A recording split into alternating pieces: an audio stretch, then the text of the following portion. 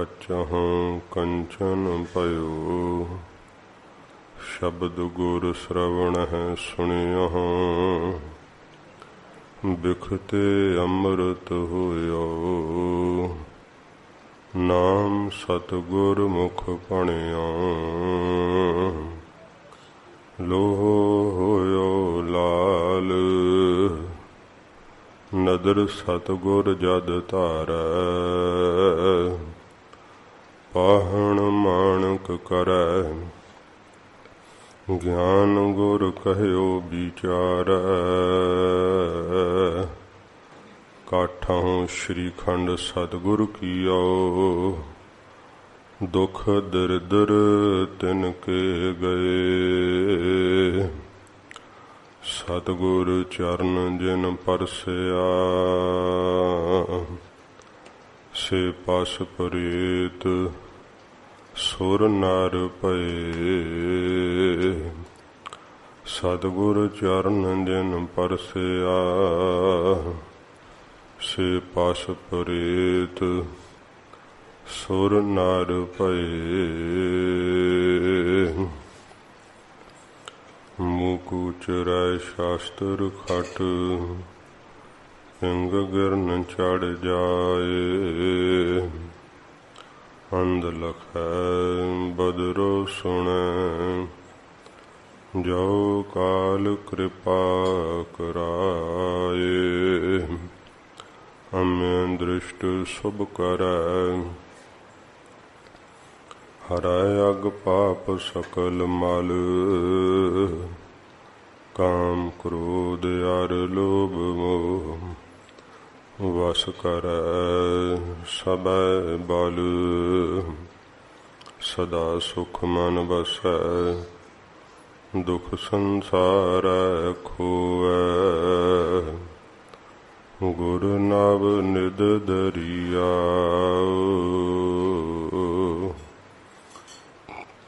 जन्म हम कालख तोऐ। सो कहो टल गुर सेवियै, अहनिस सहज सुभाए। दर्शन परसै गुरु कै, जन्म मरण दुख जाय। दर्शन परसै गुरु कै, जन्म मरण दुख जाय।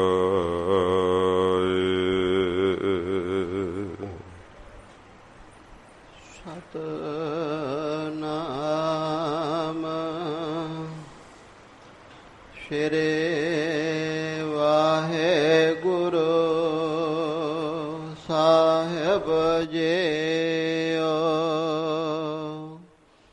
गौड़े ग्वारे रे महला तीजा। मन मुख सूता माया मोहे प्यार। गुरमुख जागे गुण ज्ञान विचार। से जन जागे जिन नाम प्यार। मन मुख सूता माया मोहे प्यार। गुरमुख जागे गुण ज्ञान विचार। से जन जागे जिन नाम प्यार। सहजे जागै सवह न कोय। पूरे गुर ते बुझै जन कोय। रहाओ असंत अनाड़े कदे ना बुझै। कथने करे तै माया नाल लूझै। अंध अज्ञाने कदे ना सीझै। इस युग में है राम नाम निस्तारा। विरला को पाए गुर शब्द विचारा। आप तरह सगले कुल उधारा। इस कल युग में है कर्म धर्म ना कोई। कली का जन्म चंडाल का घर होए। नानक नाम बिना को मुक्त ना होए। इस कल युग में है कर्म धर्म ना कोई। कली का जन्म चंडाल का घर होए। नानक नाम बिना को मुक्त ना होए।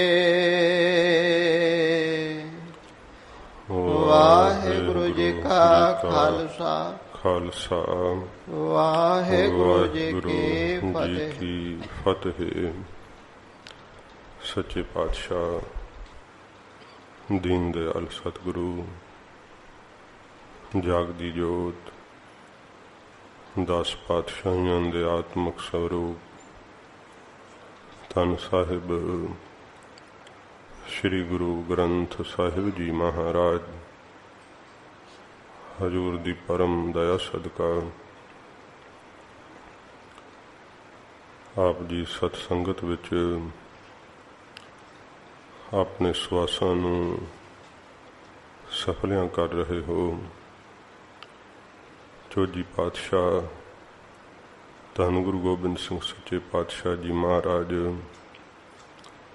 हजूर दा पवित्र ज्योति जोत समाउण अस्थान तखत सचखंड श्री हजूर श्री अबचल नगर साहिब सतगुरां जी ने इस पवित्र स्थान ते जिथे आप हजूर ने चरण पाए अपना सतयुगी तप स्थान विद्यमान किया। श्री गुरु ग्रंथ साहिब सच्चे पातशाह जी नूं सतगुरां जी ने गुरियाई तख्त बख्शिश किया अते अपने पंथ नूं हुक्म किया कि सब सिखन को हुक्म है गुरु मान्यो ग्रंथ। ऐसे पवित्र स्थान ते आप सतगुरु दे दर्शन दीदार करते हुए संगत दा लाहा प्राप्त कर रहे हो। साध संगत जी अज दा दिन मीरी पीरी दे दिवस वजों मनाया जाता है। मीरी पीरी दे मालक धन गुरु हरगोबिंद साहिब सच्चे पातशाह जी महाराज जी ने ये मीरी ते पीरी दा सिद्धांत सतगुरां जी ने सानू बख्शिश किया है। श्री अकाल तख्त साहिब ते 2 निशान मीरी ते पीरी दा प्रतीक हैं। जिहड़ा मीरी दा निशान है ना ये पीरी दे निशान नालों थोड़ा छोटा रखिया महाराज जी ने।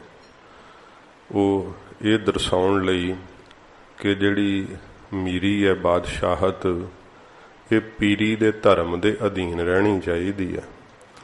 ये नहीं कि जे मीरी बादशाहत धर्म ते हावी हो जावे फिर साध संगत जी जुल्म होण लग जांदा है। फिर जिहड़ी बादशाहत है ना वो न्याय नहीं कर पाउंदी है। ये सतगुरां जी ने एडा वड्डा सिद्धांत गरीब नवाज जी ने बख्शिश किया है। जदों आप दर्शन करन जाओ तो जिहड़ा छोटा निशान है ना वो साध संगत जी मीरी दा प्रतीक है। जिहड़ा थोड़ा उस तो वड्डा है वो पीरी दा प्रतीक है। सतगुरां जी दे बनाए हुए स्थान भी सानू स्नेहा दिंदे है सिक्ख्या दिंदे है। सचखंड श्री हरमंदर साहिब ये साध संगत जी पीरी दा भगती दा प्रतीक है। श्री हरमंदर साहिब जी के सामने गुरु महाराज जी ने श्री अकाल तख्त साहिब की रचना की, जो साध संगत जी मीरी का प्रतीक, बादशाहत का प्रतीक तख्त महाराज जी ने रचिया, सच्चे पातशाह जी ने। तो फिर श्री अकाल तख्त साहिब की रचना जदों हजूर ने की है तो वो बिल्कुल सामने नहीं है हरमंदर साहिब जी के मुख। श्री अकाल तख्त साहिब की इमारत थोड़ी जी सतगुरां जी ने जिहड़ी है साध संगत जी वो श्री हरमंदर साहिब तो जिहड़ा उसका मुख सतगुरां जी ने दूसरे पासे नूं करके बनाया, बिल्कुल दरवाजे नूं सीधा नहीं है। तो ये प्रतीक दिखाया है कि अकाल दा तख्त सचखंड श्री हरमंदर साहिब दे अगे झुकिया होया है। जिहड़ी बादशाहत है ना, जिहड़ी साध संगत जी मीरी है, वो पीरी दे अगे झुकी हुई सतगुरां ने विखाई है। तो यही सतगुरां जी दे घर दे अंदर साध संगत जी सब तो वड्डी बख्शिश है। महाराज जी ने धन गुरु गोबिंद सिंह साहब जी ने जे सानू बोले बख्शिश कीते है ते क्या देग तेग फतेह। देग की है? सचखंड श्री हरमंदर साहिब देग ही है जिथों भगती का प्रसाद मिलता है। ते श्री अकाल तख्त साहिब फिर तेग का प्रतीक है। महाराज जी ने कहा ना दोहां तो फतेह होवेगी। एक तो भगती जिहड़ी है वो साध संगत जी वजूद है, मुख है। ते जे नाल बादशाहत ना होई, मीरी ना होई, ते फिर भगती भी जिहड़े अनो जरवाने लोग करन नहीं दिंदे। भगती दे प्रताप नूं प्रतख करन लई महाराज जी कहिंदे है कि तेरे कोल तेग भी होवे, फिर तेग दा भी तू धनी होवे तो फिर ही धर्म दा राज स्थापित हो सकता है। क्योंकि जे तेग ना होई तो फिर तो कायर बन जाएगा, बुजदिल बन जाएगा। इस करके सतगुरां जी ने सानू ये बहुत वड्डा सिद्धांत बख्शिश कीता है। शस्त्रां दा नाम सुनते कई डर जाते है, कहते हैं जी तां लहू डोलण वाली गल है, हिंसा वाली गल है, अशांति है, बहुत ज़्यादा जुल्म वाली गल है। साध संगत जी जिहड़े गुरु घर दे इतिहास तो नहीं जाणू, नहीं उन्होंने पता कि सतगुरु जी के घर के अंदर जो शस्त्र है उन्हों की पूजा तो गुरु साहब ने निरंकार के बराबर की है। वाहिगुरु के बराबर शस्त्रां नूं महाराज जी ने सत्कार दिता है। तो फिर कहा है कि ये परमेश्वर का निशान ने, परमेश्वर का चिन्ह हैं। जे परमेश्वर नूं भी गुरु गोबिंद सिंह साहब जी वाहिगुरु नूं संबोधन हुंदे है ते शस्त्र दे नाम नाल संबोधन हुंदे है। वाहिगुरु नूं खड़ग केत कहिंदे है, हे कृपान दे निशान वाले वाहिगुरु, इउं कह के सतगुरु संबोधन करते हैं। ते कई इउं कहते हैं कि शस्त्र गुरु हरगोबिंद साहब जी ने ही शुरू कीते है गुरु घर दे अंदर। साध संगत जी सिखां दे अंदर महाराज जी ने यह परपक्ता सहित प्रचलित जरूर मर्यादा कीती है, पर शस्त्र तां गुरु साहब ने पहले स्वरूप विच भी रखिया सीगा।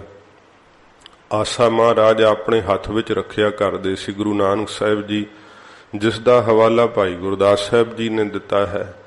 फिर इतिहास जिक्र करदा है कि गुरु अंगद साहब जी महाराज अपने कर कमलों में एक बरछा रखिया करदे सी। गुरु अमरदास साहब जी महाराज जी भी सलोतर अपने कोल रखिया करदे सी। गुरु रामदास साहब जी महाराज जी भी एक शस्त्र कोल अपने जरूर सजाउंदे। ते गुरु अर्जन साहब जी महाराज का इतिहास विच वेखो वाकया आउंदा है कि महाराज जी ने बरछे दे नाल ओ तूत समेत जड़ां दे पुट दिता सीगा। ये सतगुरु जी दे घर दे अंदर आदि काल तो ही रवायत है।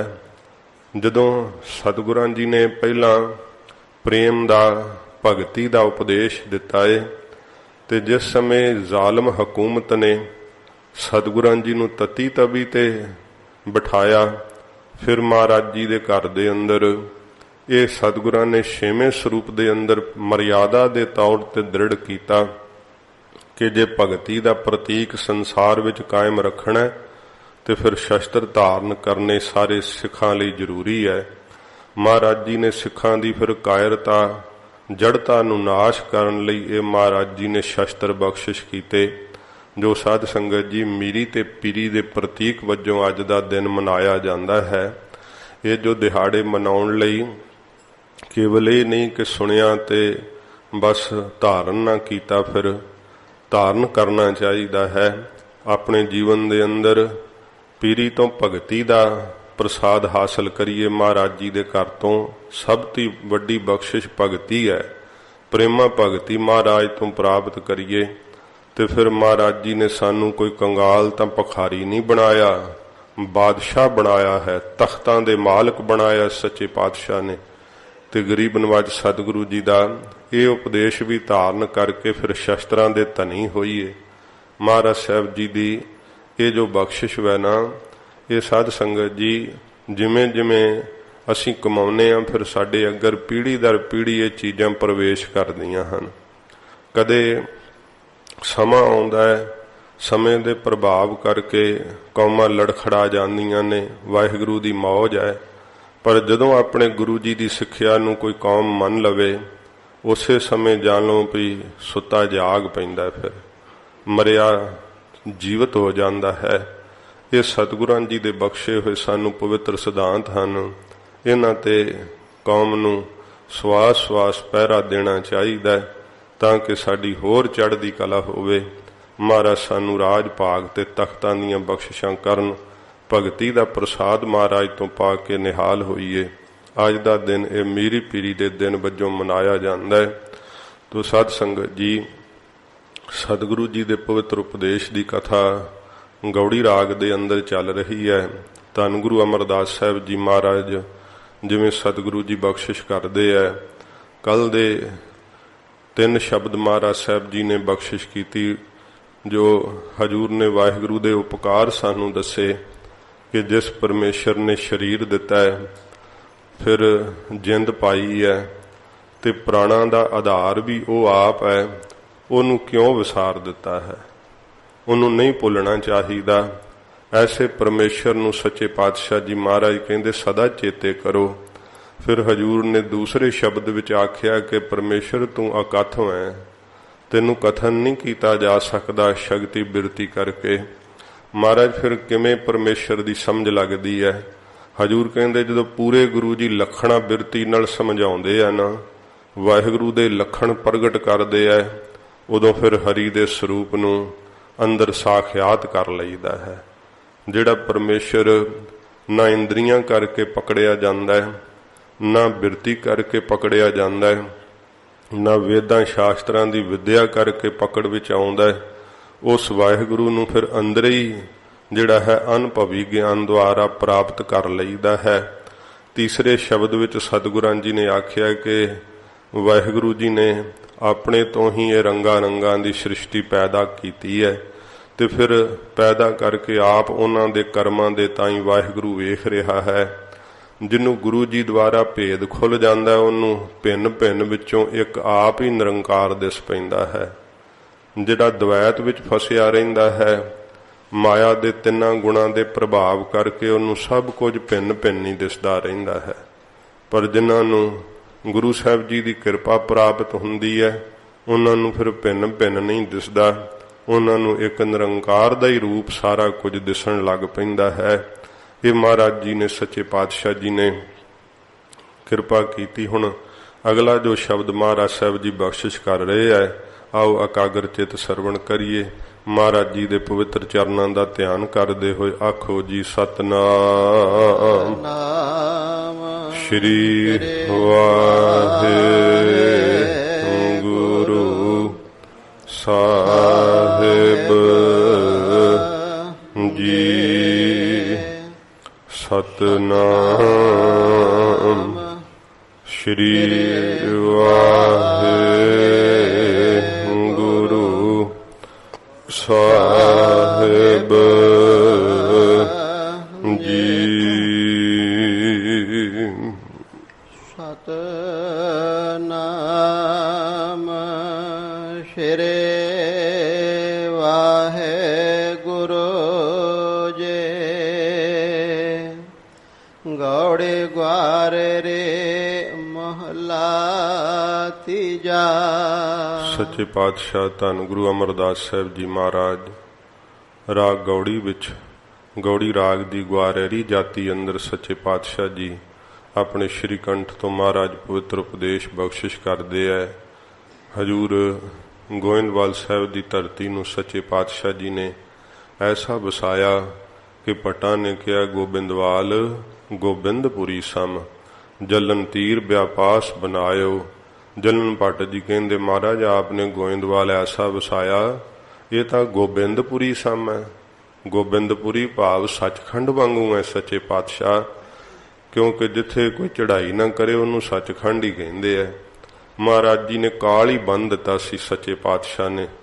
ਸੂਰ ਬੀਰ ਬਚਨ ਕੇ ਬਲੀ ਆਪਣੇ ਸ਼੍ਰੀ ਕੰਠ ਤੋਂ ਵਾਕ ਕਹੇ ਸੀ, ਜਿੰਨਾ ਚਿਰ ਅਸੀਂ ਸਰੀਰ ਕਰਕੇ ਗੁਰਿਆਈ ਤਖਤ ਤੇ ਬਿਰਾਜਮਾਨ ਹਾਂ ਉਹਨਾਂ ਚਿਰ ਕੋਈ ਗੋਇੰਦਵਾਲ ਸਾਹਿਬ ਦੇ ਅੰਦਰ ਚੜ੍ਹਾਈ ਨਹੀਂ ਕਰੇਗਾ।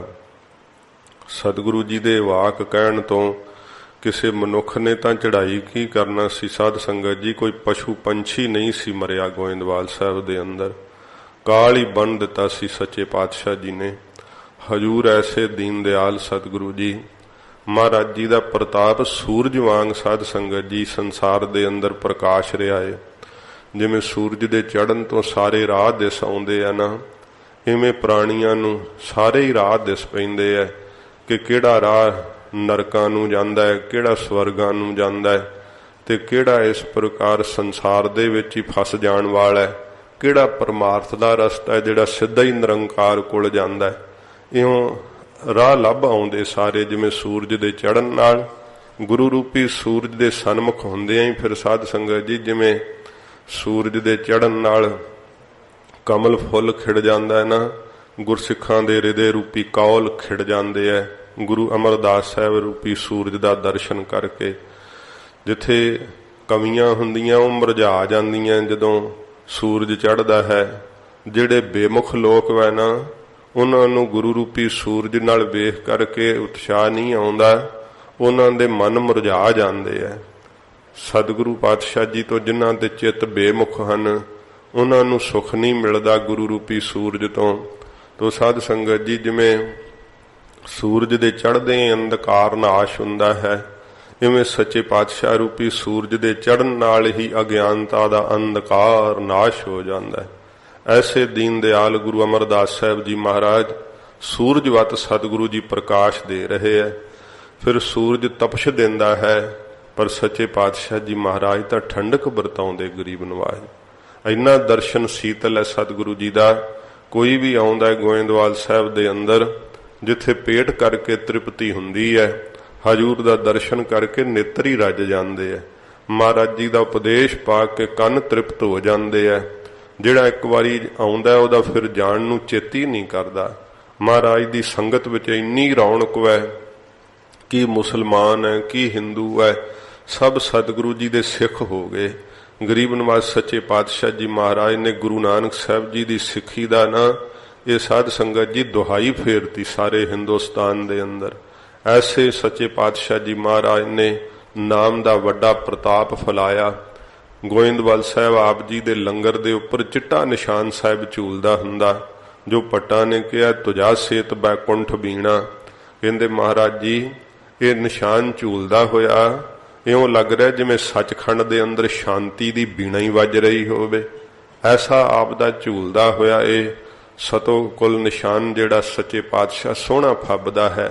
ਇਹ ਇਉਂ ਲੱਗਦਾ ਜਿਵੇਂ ਦੁਖੀਆਂ ਨੂੰ ਆਵਾਜ਼ਾਂ ਮਾਰਦਾ ਕਿ ਆਓ ਇੱਥੇ ਸਤਿਗੁਰੂ ਦੇ ਘਰੋਂ ਸੁੱਖ ਲੈ ਲਓ। ਭੁੱਖਿਆਂ ਨੂੰ ਆਵਾਜ਼ ਮਾਰਦਾ ਕਿ ਆਓ ਇੱਥੇ ਪ੍ਰਸ਼ਾਦ ਪਾ ਲਓ। ਨੰਗਿਆਂ ਨੂੰ ਸੱਦਾ ਦਿੰਦਾ ਆਜੋ ਇੱਥੇ ਵਸਤਰ ਮਿਲਣਗੇ। ਇਹ ਸੱਚੇ ਪਾਤਸ਼ਾਹ ਜੀ ਮਹਾਰਾਜ ਨੇ ਇਹੋ ਜਿਹੀਆਂ ਸਾਧ ਸੰਗਤ ਜੀ ਬਖਸ਼ਿਸ਼ਾਂ ਵਰਤਾਈਆਂ। ਦੀਨ ਦਿਆਲ ਸਤਿਗੁਰੂ ਜੀ ਆਪਣੇ ਸ਼੍ਰੀ ਕੰਠ ਤੋਂ ਐਸਾ ਉਪਦੇਸ਼ ਦਿੰਦੇ ਆ ਜਿਹਦੇ ਨਾਲ ਸਾਡੀ ਅਗਿਆਨਤਾ ਨਾਸ਼ ਹੋਵੇ, ਸਾਨੂੰ ਪ੍ਰਕਾਸ਼ ਦੀ ਦਾਤ ਪ੍ਰਾਪਤ ਹੋਵੇ। ਹਜੂਰ ਫਰਮਾਉਂਦੇ ਹਨ ਮਨ ਮੁਖ ਸੁਤਾ ਮਾਇਆ ਮੋਹਿ ਪਿਆਰ। ਸਤਿਗੁਰੂ ਜੀ ਫਰਮਾਉਂਦੇ ਆ ਗੁਰਸਿੱਖੋ ਜਿਹੜਾ ਮਨਮੁਖ ਹੈ ਨਾ ਉਹ ਮਾਇਆ ਦੇ ਮੋਹ ਵਿੱਚ ਪਿਆਰ ਪਾ ਕਰਕੇ ਅਵਿਦਿਆ ਦੀ ਨੀਂਦ ਵਿੱਚ ਸੌਂ ਗਿਆ ਹੈ। ਜਦੋਂ ਮਨੁੱਖ ਜਾਗਦਾ ਹੀ ਨਾ ਹੋਵੇ ਤੇ ਫਿਰ ਸਾਧ ਸੰਗਤ ਜੀ ਉਹਨੂੰ ਆਲੇ ਦੁਆਲੇ ਕੀ ਹੁੰਦਾ ਹੈ ਇਹਦਾ ਇਲਮ ਨਹੀਂ ਹੁੰਦਾ। ਜਾਗਣ ਤੋਂ ਹੀ ਉਸ ਨੂੰ ਪਤਾ ਲੱਗਦਾ ਹੈ ਕਿ ਮੈਂ ਕਿੱਥੇ ਆ, ਮੇਰੇ ਆਲੇ ਦੁਆਲੇ ਕੀ ਹੋ ਰਿਹਾ ਹੈ, ਕੀ ਸਮਾਂ ਹੈ। ਫਿਰ ਹੀ ਉਹਨੂੰ ਪਤਾ ਲੱਗਦਾ ਕਿ ਕਿਹੜੀ ਜਗ੍ਹਾ ਤੇ ਹਾਂ। ਸੁੱਤੇ ਪਿਆਂ ਤੇ ਸਭ ਕੁਝ ਹੀ ਵਿਸਰ ਜਾਂਦਾ ਹੈ। ਮਹਾਰਾਜ ਨੇ ਕਿਹਾ ਕਿ ਜੀਵ ਜਿਹੜੇ ਮਨਮੁਖ ਲੋਕ ਹਨ ਨਾ ਗੁਰਸਿੱਖੋ, ਅਸਲ ਵਿੱਚ ਸੌਂ ਗਏ ਐ ਸਾਰੇ ਜੀਵ ਤੇ ਸੁੱਤੇ ਹੋਏ ਐ। ਨੇਤਰ ਸੋਏ ਪਰ ਦ੍ਰਿਸ਼ਟ ਵਿਕਾਰ, ਕਰਨ ਸੋਏ ਸੁਣ ਨਿੰਦ ਵਿਚਾਰ। ਮਹਾਰਾਜ ਕਹਿੰਦੇ ਇਹੋ ਜੇ ਵਿਕਾਰਾਂ ਕਰਕੇ ਇੰਦਰੇ ਵੀ ਸਾਰੇ ਸੌਂ ਗਏ ਐ। ਮਨ ਸੋਇਆ ਮਾਇਆ ਬਿਸਮਾਦ, ਮਨ ਮਾਇਆ ਦੇ ਰੰਗ ਤਮਾਸ਼ਿਆਂ ਵਿੱਚ ਸੌਂ ਗਿਆ ਹੈ। ਜਿੰਨੇ ਵੀ ਇਹ ਲੋਕ ਹਨ ਸਤਿਗੁਰੂ ਜੀ ਕਹਿੰਦੇ ਗੁਰਸਿੱਖੋ ਮਨਮੁਖਾਂ ਦਾ ਸੁਭਾਅ ਹੀ ਐਸਾ ਬਣ ਚੁੱਕਾ ਹੈ ਕਿ ਉਹ ਮਾਇਆ ਦੇ ਵਿੱਚ ਪਿਆਰ ਕਰਦੇ ਹੈ। ਮਾਇਆ ਦੇ ਮੋਹ ਵਿੱਚ ਪਿਆਰ ਲਾ ਕਰਕੇ ਇੰਨਾ ਮਨ ਨੇ ਮਾਇਆ ਨੂੰ ਮੋਹਿਤ ਕਰ ਲਿਆ ਹੈ। ਉਹਦੀ ਪ੍ਰੀਤ ਵਿੱਚ ਮਹਾਰਾਜ ਕਹਿੰਦੇ ਇੰਨਾ ਲੱਗ ਗਏ ਹੈ ਕਿ ਅਵਿਦਿਆ ਰੂਪੀ ਨੀਂਦ ਗਾੜੀ ਆ ਗਈ ਹੈ। ਸੌਂ ਗਏ ਹਨ ਕੂਕ, ਕੁਛ ਨਹੀਂ ਪਤਾ ਲੱਗਦਾ।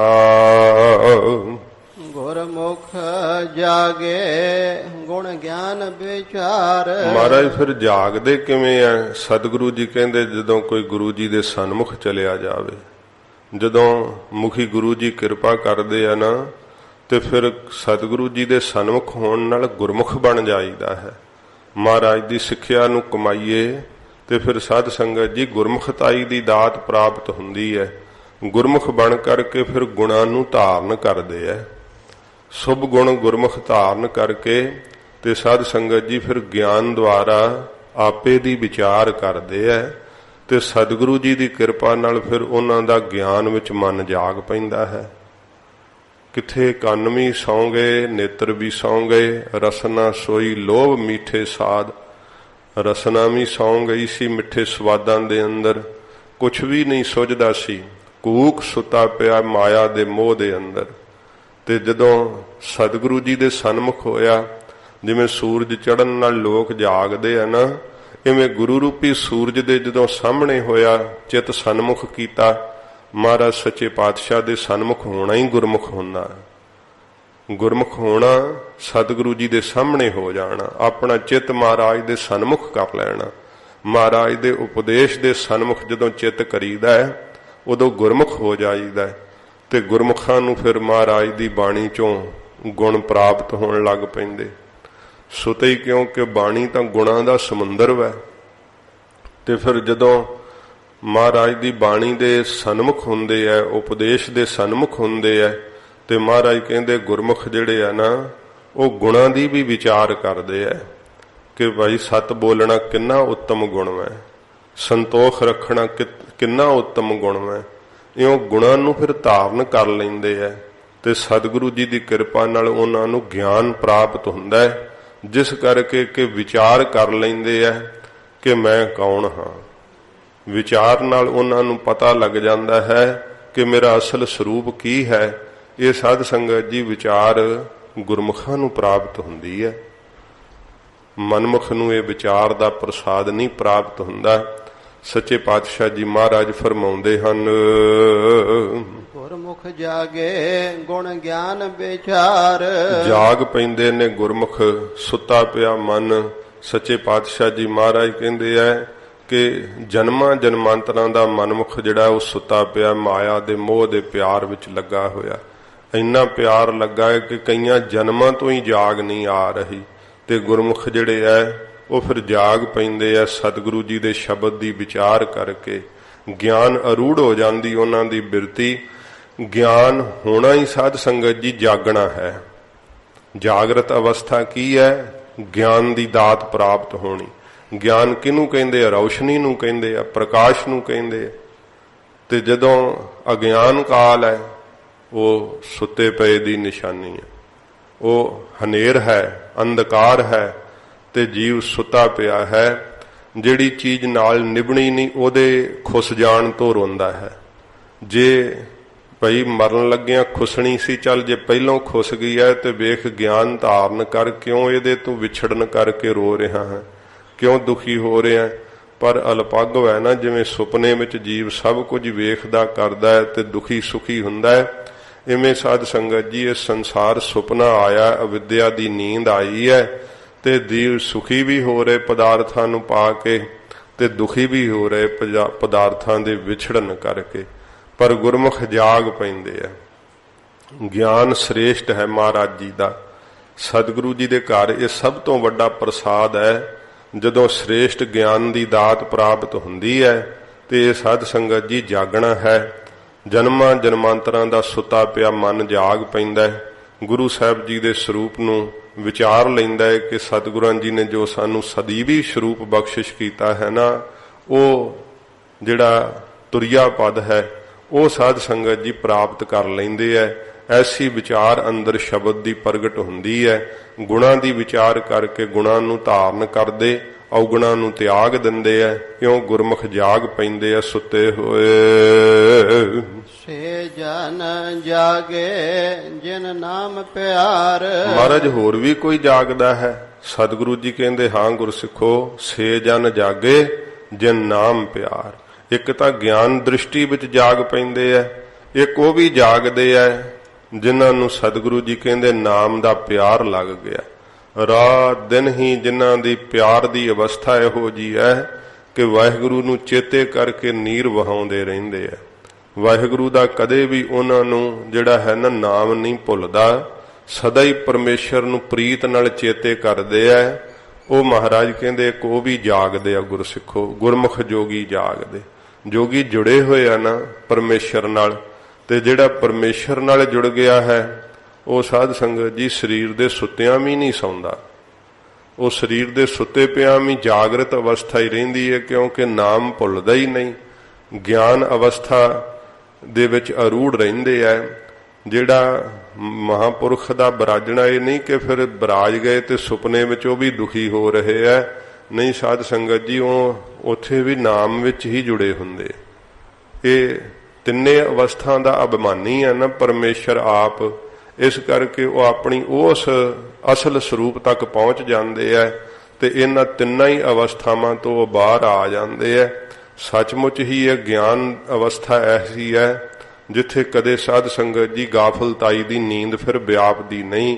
ਹਜੂਰ ਕਹਿੰਦੇ ਇੱਕ ਉਹ ਵੀ ਜਾਗਦੇ ਆ ਗੁਰਸਿੱਖੋ ਜਿਨ੍ਹਾਂ ਨੂੰ ਵਾਹਿਗੁਰੂ ਦਾ ਪਿਆਰ ਲੱਗ ਗਿਆ, ਰਾਤ ਦਿਨ ਪ੍ਰੀਤ ਨਾਲ ਨਾਮ ਜਪਦੇ ਆ।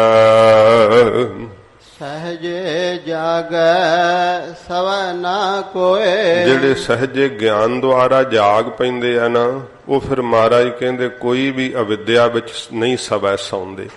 ਉਹ ਤਾਂ ਮਹਾਰਾਜ ਕਹਿੰਦੇ ਆ ਕਿ ਇਹ ਪਰਮੇਸ਼ਰ ਨੇ ਅਗਿਆਨ ਲਾ ਕਰਕੇ ਸਾਰੇ ਸੰਸਾਰ ਨੂੰ ਸਵਾਲਿਆ ਹੈ। ਅਗਿਆਨ ਲਾਏ ਸਵਾਲਿਆ, ਗੁਰ ਗਿਆਨਹਿ ਲਾਏ ਜਗਾਵੈ ਗੋ।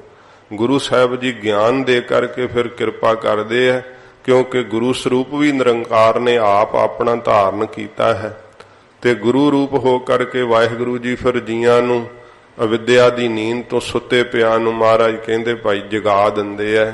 ਗੁਰੂ ਨਾਨਕ ਸਾਹਿਬ ਸੱਚੇ ਪਾਤਸ਼ਾਹ ਨੇ ਕਿ ਇਸ ਭਾਰਤ ਵਰਸ਼ ਨੂੰ ਇੱਕ ਸਾਧ ਸੰਗਤ ਜੀ ਮਰਦ ਕਾਮਲ ਨੇ ਜਗਾਇਆ ਖਾਬ ਸੇ। ਸੱਚੇ ਪਾਤਸ਼ਾਹ ਜੀ ਨੇ ਖਾਬ ਵਿੱਚ ਸੁੱਤੇ ਹੋਏ ਸਾਰੇ ਹਿੰਦੁਸਤਾਨ ਨੂੰ ਮਹਾਰਾਜ ਜਗਾ ਦਿੱਤਾ ਸੀ ਗੁਰੂ ਨਾਨਕ ਸਾਹਿਬ ਨੇ। ਐਸੀ ਸ਼ਬਦ ਦੀ ਦਹਾੜ ਮਹਾਰਾਜ ਸੱਚੇ ਪਾਤਸ਼ਾਹ ਨੇ ਲਾਈ ਕਿ ਗਾਫਲਤਾਈ ਦੀ ਨੀਂਦ ਵਿੱਚ ਸੁੱਤੇ ਹੋਏ ਲੋਕ ਜਾਗ ਪਏ। ਕਿੱਡੇ ਕਿੱਡੇ ਕੁਕਰਮੀ ਸਤਿਗੁਰੂ ਜੀ ਨੇ ਭਾਵ ਭਗਤੀ ਵਿੱਚ ਲਾ ਦਿੱਤੇ।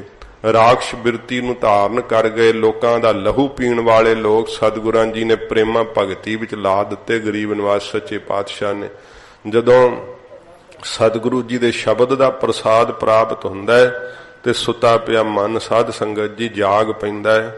ਇਹ ਤਾਂ ਆਪਾਂ ਸੁਣਦੇ ਹਾਂ ਜਾਂ ਕਥਨ ਕਰਦੇ ਹਾਂ, ਪਰ ਜਦੋਂ ਸ਼ਬਦ ਦੀ ਕਮਾਈ ਕਰੀਏ ਫਿਰ ਪਤਾ ਲੱਗਦਾ ਹੈ ਕਿ ਕਿਵੇਂ ਸੁੱਤੇ ਪਿਆ ਜਾਗ ਪਈਦਾ ਹੈ। ਸੁਣ ਸੁਣ ਕੇ ਚਾਅ ਪ੍ਰਾਪਤ ਹੁੰਦਾ ਹੈ, ਫਿਰ ਵੇਖਣ ਵਾਸਤੇ ਮਨ ਦੇ ਅੰਦਰ ਉਮਾ ਆ ਜਾਂਦਾ ਹੈ। ਇਉਂ ਸੱਚੇ ਪਾਤਸ਼ਾਹ ਜੀ ਮਹਾਰਾਜ ਫਰਮਾਉਂਦੇ ਹਨ, ਪੂਰੇ ਗੁਰ ਤੇ ਬੁਝੈ ਜਨ ਕੋਏ। ਪਿਛਲੀ ਪੰਕਤੀ ਸਹਜੇ ਜਾਗੈ ਸਵੈ ਨਾ ਕੋਏ। ਮਹਾਰਾਜ ਕਹਿੰਦੇ ਨੇ ਉਹ ਫਿਰ ਕੋਈ ਵੀ ਭਾਈ ਸੌਂਦਾ ਨਹੀਂ ਹੈ ਜਿਹੜਾ ਗਿਆਨ ਅਵਸਥਾ ਵਿੱਚ ਜਾਗ ਪਵੇ। ਉਹ ਕਦੇ ਵੀ ਅਗਿਆਨਤਾ ਦੀ ਨੀਂਦ ਵਿੱਚ ਫਿਰ ਨਹੀਂ ਸੌਂਦੇ। ਜਦੋਂ ਗਿਆਨ ਅਵਸਥਾ ਵਿੱਚ ਮਨ ਜਾਗ ਪੈਂਦਾ ਏ।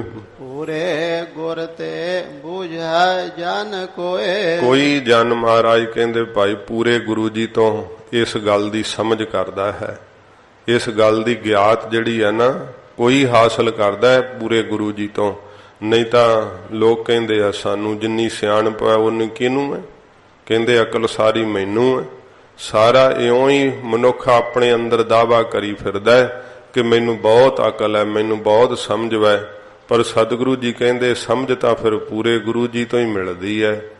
ਉਵੇਂ ਸਾਰੇ ਸਤਿਗੁਰਾਂ ਜੀ ਨੇ ਤਾਂ ਇਹ ਕਿਹਾ ਕਿ ਬਿਨ ਨਾਵੈ ਜਗ ਕਮਲਾ ਫਿਰੈ, ਪਰ ਇਹ ਦਿਸਦਾ ਕਿਹਨੂੰ ਹੈ? ਗੁਰਮੁਖ ਨਦਰੀ ਆਇਆ, ਗੁਰਮੁਖਾਂ ਦੀ ਨਿਗਾਹ ਵਿੱਚ ਆਇਆ ਹੈ। ਲੋਕ ਤਾਂ ਆਪਣੇ ਆਪ ਵਿੱਚ ਬੜੇ ਜ਼ਿਆਦੇ ਚਤੁਰ ਹਨ, ਬੜੇ ਸਿਆਣੇ ਹਨ, ਪਰ ਮਹਾਰਾਜ ਕਹਿੰਦੇ ਆ ਮੂਰਖਾਂ ਦੀ ਤਰ੍ਹਾਂ ਟੱਕਰਾਂ ਹੀ ਮਾਰਦੇ ਫਿਰਦੇ ਐ। ਸਿਆਣਪ ਕਾਹਦੀ ਐ? ਸਵਾਸਾਂ ਦੀ ਪੂੰਜੀ ਹੀ ਵਕਾਰਾਂ ਵਿੱਚ ਖਰਾਬ ਕਰੀ ਜਾਂਦੇ ਐ। ਕਾਹਦੀ ਸਿਆਣਪ ਹੈ? ਸਤਿਗੁਰੂ ਜੀ ਕਹਿੰਦੇ ਹੋ ਭਾਈ ਇਹ ਤਾਂ ਗਾਫਲ ਨੇ, ਇਹ ਤਾਂ ਪਾਗਲ ਨੇ, ਮੂਰਖ ਹੋ ਗਏ, ਸ਼ਦਾਈ ਹੋ ਗਏ ਐ। ਸੱਚੇ ਪਾਤਸ਼ਾਹ ਜੀ ਮਹਾਰਾਜ ਕਹਿੰਦੇ ਪੂਰੇ ਗੁਰੂ ਜੀ ਤੋਂ ਇਹ ਸਮਝ ਲੱਗਦੀ ਹੈ ਕਿ ਜਾਗਰਤ ਅਵਸਥਾ ਕੀ ਹੈ ਤੇ ਸੁੱਤੇ ਪਏ ਵਾਲੀ ਅਵਸਥਾ ਕੀ ਹੈ। ਸੁੱਤੇ ਪਏ ਨੂੰ ਤਾਂ ਕੁਝ ਵੀ ਨਹੀਂ ਨਾ ਪਤਾ, ਜਾਗਰਤ ਅਵਸਥਾ ਵਿੱਚ ਪਤਾ ਲੱਗ ਜਾਂਦਾ ਹੈ ਕਿ ਮੈਂ ਸੁੱਤਾ ਪਿਆ ਸੀ ਤੇ ਹੁਣ ਜਾਗ ਪਿਆ ਹਾਂ। ਇਉਂ ਸੱਚੇ ਪਾਤਸ਼ਾਹ ਜੀ ਮਹਾਰਾਜ ਕਹਿੰਦੇ ਆ ਇਹ ਸਮਝ ਪੂਰੇ ਗੁਰੂ ਜੀ ਤੋਂ ਫਿਰ ਲੱਗਦੀ ਹੈ। ਇਸੇ ਪ੍ਰਕਾਰ ਹੀ ਪੂਰੇ ਗੁਰ ਤੇ ਬੂਝੈ ਜਨ ਕੋਏ। ਕੋਈ ਜਨ ਵਿਰਲਾ ਕਰਕੇ ਪੂਰੇ ਗੁਰੂ ਜੀ ਤੋਂ ਬੂਝੇ ਪੁੱਛਦਾ ਹੈ। ਪਹਿਲਾਂ ਬੂਝੇ ਸਮਝਦਾ ਹੈ, ਬੁੱਝਣਾ ਸਮਝਣਾ ਵੀ ਹੁੰਦਾ ਤੇ ਬੁੱਝਣਾ ਪੁੱਛਣਾ ਵੀ ਹੁੰਦਾ। ਕੋਈ ਜਨ ਆ ਕੇ ਪੁੱਛਦਾ ਹੈ ਕਿ ਮਹਾਰਾਜ ਕਿਰਪਾ ਕਰਕੇ ਮਹਾਰਾਜ ਮੈਨੂੰ ਨਾਮ ਦੀ ਦਾਤ ਕਿਵੇਂ ਮਿਲੇਗੀ, ਇਹ ਕਿਰਪਾ ਕਰਕੇ ਦੱਸੋ। ਮਹਾਰਾਜ ਮੈਨੂੰ ਸਰੂਪ ਦਾ ਗਿਆਨ ਕਿਵੇਂ ਹੋ ਸਕਦਾ, ਆਪ ਕਿਰਪਾ ਕਰਕੇ ਦੱਸੋ। ਤੇ ਪਰ ਅਸੀਂ ਤਾਂ ਮਹਾਰਾਜ ਨੂੰ ਆ ਕੇ ਪੁੱਛਦੇ ਹਾਂ ਕਿ ਮਹਾਰਾਜ ਮਾਇਆ ਕਿਵੇਂ ਮਿਲੇਗੀ, ਇਹ ਦੱਸੋ। ਜਿਵੇਂ ਹੋਰ ਗਾੜੀ ਨੀਂਦ ਵਿੱਚ ਸੌਂ ਜਾਈਏ ਉਹੀ ਤਰੀਕੇ ਅਸੀਂ ਹੋਰ ਮਹਾਰਾਜ ਸਾਹਿਬ ਤੋਂ ਪੁੱਛਦੇ ਹਾਂ। ਸਤਿਗੁਰੂ ਜੀ ਤੋਂ ਆ ਕਰਕੇ ਕੋਈ ਵਿਰਲਾ ਜਨ ਪੁੱਛਦਾ ਹੈ ਭਾਈ ਪਾਰੋ ਜੀ ਵਰਗਾ ਕਿ ਮਹਾਰਾਜ ਮੈਨੂੰ ਨਾਮ ਕਿਵੇਂ ਪ੍ਰਾਪਤ ਹੋਵੇ, ਸਵਾਸ ਸਵਾਸ ਨਾਮ ਕਿਵੇਂ ਅੰਦਰ ਮਹਾਰਾਜ ਚੱਲ ਪਵੇ। ਇਹ ਕੋਈ ਵਿਰਲਾ ਹੈ ਜਨ ਜਿਹੜਾ ਆ ਕਰਕੇ ਮਹਾਰਾਜ ਜੀ ਤੋਂ ਗਿਆਨ ਦੀ ਦਾਤ ਪ੍ਰਾਪਤ ਕਰਦਾ, ਜਿਹੜਾ ਸਾਰਾ ਕੁਝ ਆਪਣੇ ਘਰ-ਬਾਰ ਨੂੰ ਛੱਡ ਦਿੰਦਾ ਹੈ, ਨਾਤੇ ਤੋੜ ਦਿੰਦਾ ਹੈ ਤੇ ਸਤਿਗੁਰੂ ਜੀ ਦੇ ਪਰਾਇਣ ਹੋ ਜਾਂਦਾ। ਕੋਈ ਵਿਰਲਾ ਹੈ ਫਿਰ ਸਾਰਾ ਕੁਝ ਤਿਆਗ ਕਰਕੇ ਮਹਾਰਾਜ ਜੀ ਨੂੰ ਪੁੱਛੇ ਕਿ ਮਹਾਰਾਜ ਸੱਚੇ ਪਾਤਸ਼ਾਹ ਜੀ ਮੈਂ ਕੌਣ ਹਾਂ। ਇਹ ਭਾਈ ਸਿਆਣੇ ਬਾਹਰ ਬੱਚੇ ਨੂੰ ਫੜਾਏ ਆ ਜਾਂ ਕੀ ਹੈ, ਬੇਨਤੀ ਹੈ तो अच्छा वाहिगुरु। तो साध संगत जी इस प्रकार फिर पंक्ति पढ़ना करो। पूरे गुर ते बूझै जन कोए। महाराज कहते कोई जन आ करके प्यार दी खेड खेडदा है, विरला ही है, नहीं ते पदार्थ ही महाराज कोल मंगदे होए पूर्ति हो जाती है, घरां नूं परत जांदे है, इच्छावां पूरियां करके जीव चले जांदे है। कोई है जिहड़ा साध संगत जी अपने मन तो इच्छा करदा है कि महाराज इह मनुखा जन्म की सफलता का कोई राह दसो। महाराज मैं बहुत दुखी हाँ, भटकिया होया, कृपा करके मैनू शांति का प्रसाद दिओ। पूरे गुरु जी तो कोई विरला जन मंगदा है, जदों मंगे तो फिर महाराज उहनूं अधिकारी वेख के सच्चे पातशाह जी कृपा करदे आ। फिर क्योंकि जदों पूरे गुरु जी कोल चले गया तो महाराज तो फिर समर्थ है ना दात देण नूं। पूरे गुरु जी महाराज कहते भाई ये समझा सकते आ, सोझी दे सकते आ।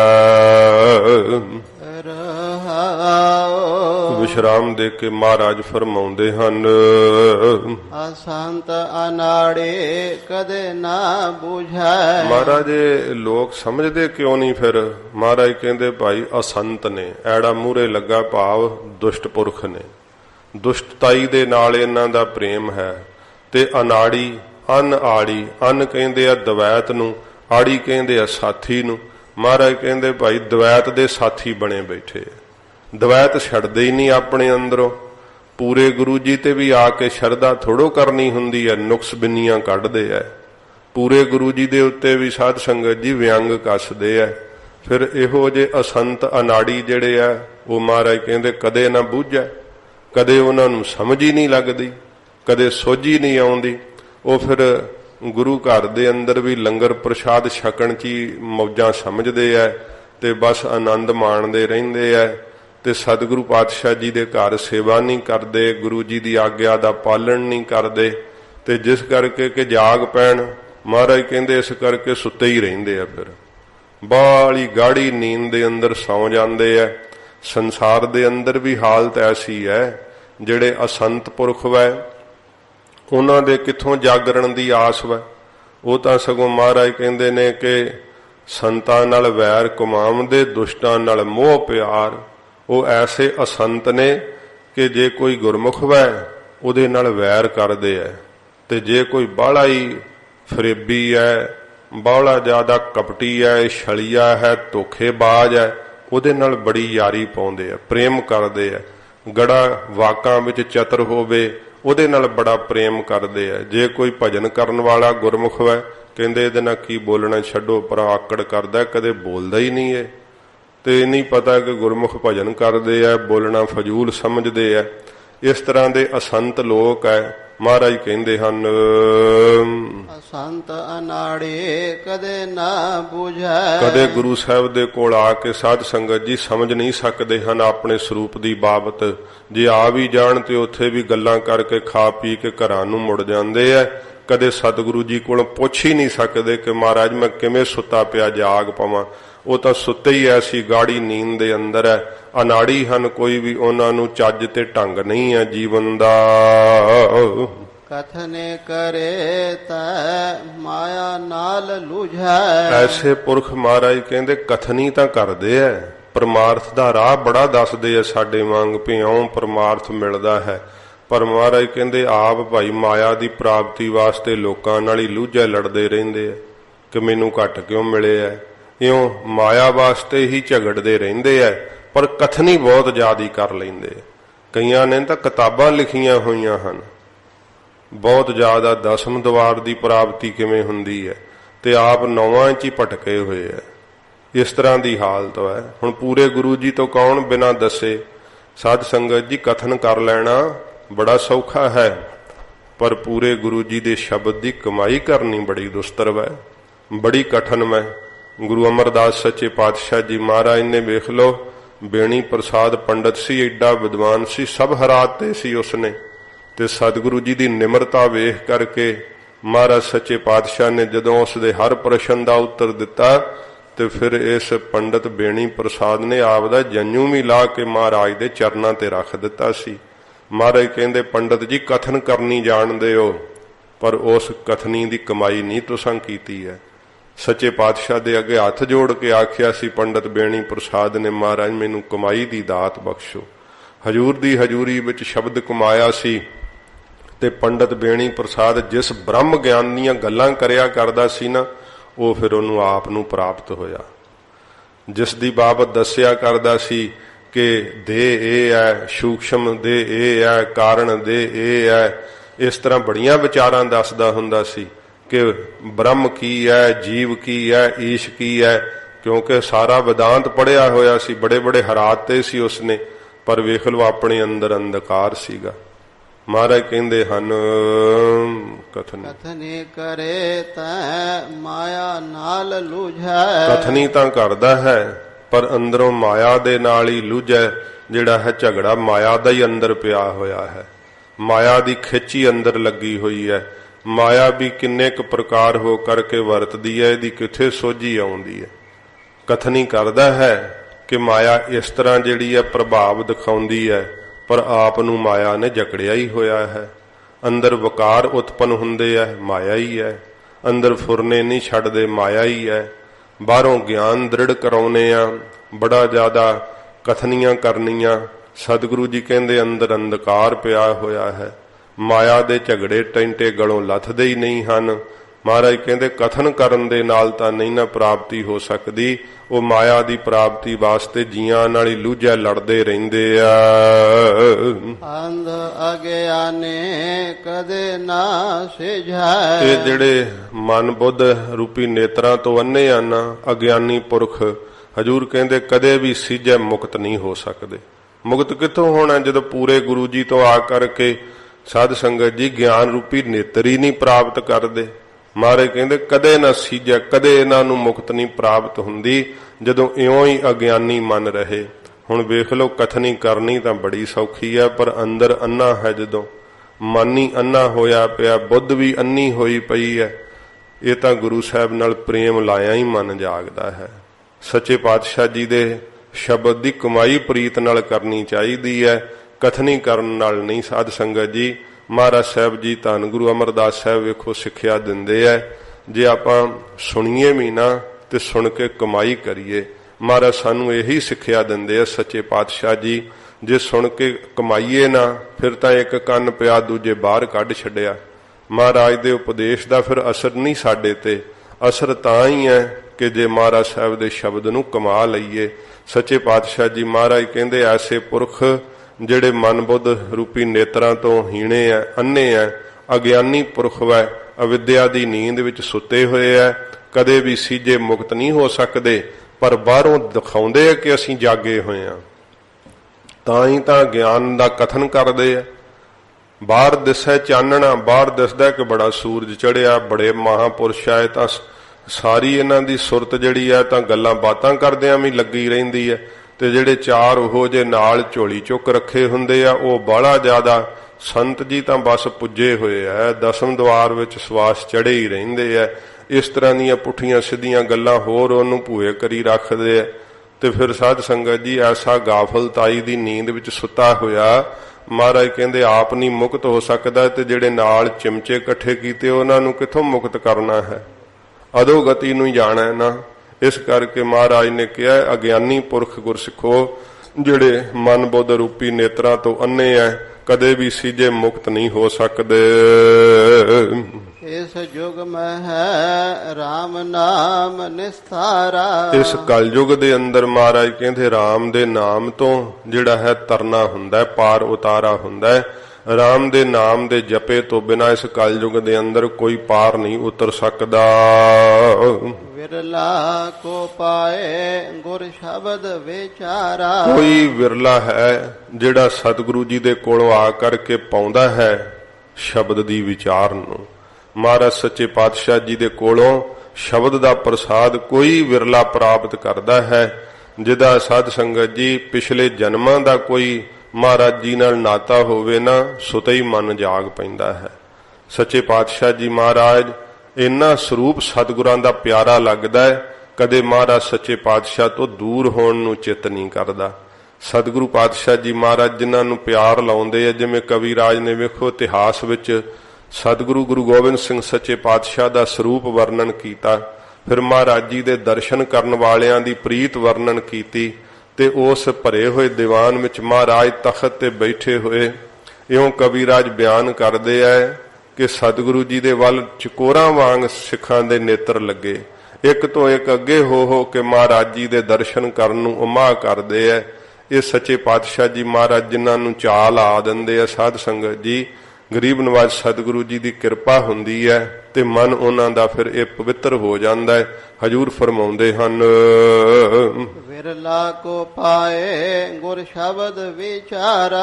ਹਰ ਇੱਕ ਨੂੰ ਇਹ ਦਾਤ ਨਹੀਂ ਪ੍ਰਾਪਤ ਹੁੰਦੀ, ਕੋਈ ਵਿਰਲਾ ਜਿਹੜਾ ਸਤਿਗੁਰੂ ਜੀ ਦੇ ਕੋਲੋਂ ਸ਼ਬਦ ਦੀ ਵਿਚਾਰ ਪਾ ਲੈਂਦਾ, ਸ਼ਬਦ ਦੀ ਦਾਤ ਪਾਉਂਦਾ ਤੇ ਸਰੂਪ ਦੀ ਵਿਚਾਰ ਪਾ ਲੈਂਦਾ ਏ। ਆਪ ਤਰੈ ਸਗਲੇ ਕੁਲ ਉਧਾਰਾ। ਉਹ ਆਪ ਵੀ ਤਰਦਾ ਇਸ ਫਾਨੀ ਸੰਸਾਰ ਤੋਂ, ਆਪਣੀਆਂ ਬੇਗਤ ਹੋਈਆਂ ਕੁੱਲਾਂ ਨੂੰ ਵੀ ਤਾਰ ਦਿੰਦਾ।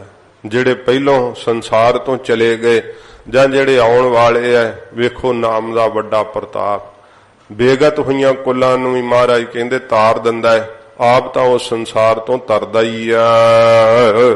ਇਸ ਕਲ ਯੁਗ ਮੈਂ ਹੈ ਕਰਮ ਧਰਮ ਨਾ ਕੋਏ। ਮਹਾਰਾਜ ਕਹਿੰਦੇ ਇਸ ਕਲਯੁਗ ਦੇ ਅੰਦਰ ਗੁਰਸਿੱਖੋ ਕੋਈ ਸ਼ੁਭ ਕਰਮ ਨਹੀਂ ਰਹਿ ਗਿਆ, ਕੋਈ ਧਰਮ ਦੀ ਕਮਾਈ ਮਹਾਰਾਜ ਕਹਿੰਦੇ ਨਹੀਂ ਕਰਦਾ ਹੈ। ਕਲੇ ਕਾ ਜਨਮ ਚੰਡਾਲ ਕੈ ਘਰ ਹੋਏ। ਕਲਯੁਗ ਦਾ ਜਿਹੜਾ ਜਨਮ ਹੈ ਮਹਾਰਾਜ ਕਹਿੰਦੇ ਚੰਡਾਲ ਦੇ ਘਰ ਵਿੱਚ ਹੋਇਆ। ਚੰਡਾਲ ਕੌਣ ਹੈ? ਚੰਡ ਦਾ, ਚੰਡਾ ਜਿਵੇਂ ਕਹਿੰਦੇ ਆ ਅੱਗ, ਤੇ ਆਲ ਦਾ ਅਰਥ ਹੁੰਦਾ ਘਰ।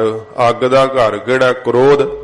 ਮਹਾਰਾਜ ਕਹਿੰਦੇ ਕ੍ਰੋਧ ਦੇ ਘਰ ਵਿੱਚ ਹੀ ਇਹ ਜਿਹੜਾ ਕਲਯੁਗ ਦਾ ਜਨਮ ਹੋਇਆ ਪਿਆ, ਭਾਵ ਕਿ ਇਹ ਜੀਵ ਕ੍ਰੋਧੀ ਹੈ।